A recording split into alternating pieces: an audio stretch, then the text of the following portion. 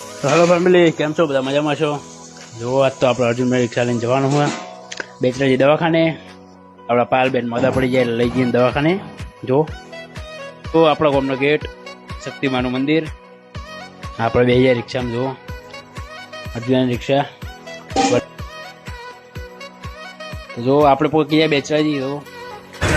જો બેચરાજીનું ટ્રાફિક તો જો ખાલી ધોકા કાઢી નાખ્યું ટ્રાફિક. હા ભાઈ જો, હા ચશ્મા પહેરીને તો આપણે આવી ગયા દવાખાનામાં. જો પાયલના બાટલો ચડાવે છે.